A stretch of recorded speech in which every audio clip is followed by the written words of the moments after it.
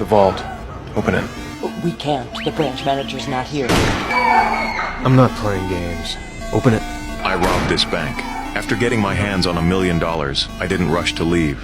I pretended I needed more money, but in reality, I was deliberately waiting for the cops to arrest me.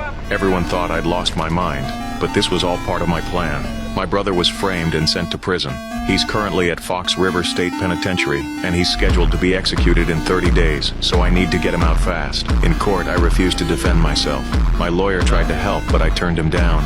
The judge couldn't understand why I was doing this. I graduated from the University of Chicago with a degree in structural engineering and work as one of the world's top architectural engineers, making millions a year.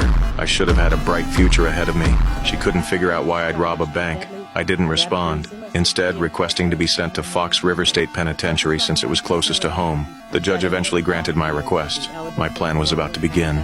The next day, I was sent to what's supposedly the most secure prison in America. That night I observed everything around me, thinking through my plan. Suddenly one inmate attacked another right in front of the guards. The prisoners immediately started cheering, getting incredibly worked up. I felt really uneasy. This place was way more dangerous than I'd imagined. Fortunately, my cellmate Sucre seemed like a decent guy. The next day, he filled me in on how things worked here. Each gang controls different territory, and there are armed guards in the watchtowers. He pointed out D.B. Cooper, who hijacked a plane 30 years ago and stole $5 million. I told them I was looking for someone named Lincoln Burrows. They warned me to stay away from him. He's the most dangerous man in this prison. Man killed the vice president's brother. In a month he's getting the chair, which means no one up this river is more dangerous than him. Why you want to see Burrows so bad anyhow? Because he's my brother. When we were kids, our parents abandoned us. My brother raised me on his own. I believe he absolutely didn't kill anyone. He must have been set up. I have to get him out. Sucre told me he was working on a crew called PI. To get close to my brother, I needed to join PI too. I found the PI boss, John, and told him I wanted to join, but he ignored me. I placed an origami crane in front of him, saying I could be useful.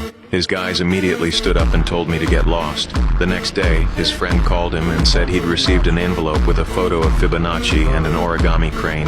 Fibonacci was the key witness who could testify to John's crimes. John had been trying to find this guy forever with no luck. At that moment, he realized I could help him find this crucial witness. The next day, a guard came to my cell. Schofield, I don't know what you did, but Abruzzi wanted me to give you this PI card. Congratulations. You just joined the ranks of the employed. I successfully joined PI. I could finally see my brother. After work, I told him I wanted to break him out. He thought it was too risky, and even if we escaped, we'd need money to survive. I glanced at D.B. Cooper nearby. He'd hijacked that plane 30 years ago and hidden the $5 million somewhere, and John had a private plane that could help us escape. They were all part of my plan. My brother said this prison's layout was incredibly complex. I told him the prison had been renovated before, and my company handled the project. I knew the structure inside and out. You've seen the blueprints? Better than that. I've got him on me. Are you kidding me? But knowing the layout wasn't enough. I still needed a tool. The next day, during free time, I went over to a chair and felt the bolt underneath. I'd already studied this type of bolt extensively. The material was extremely hard, and with a little modification, it could be turned into a wrench. I started slowly turning the bolt with a coin when this creep named Teabag showed up. Schofield.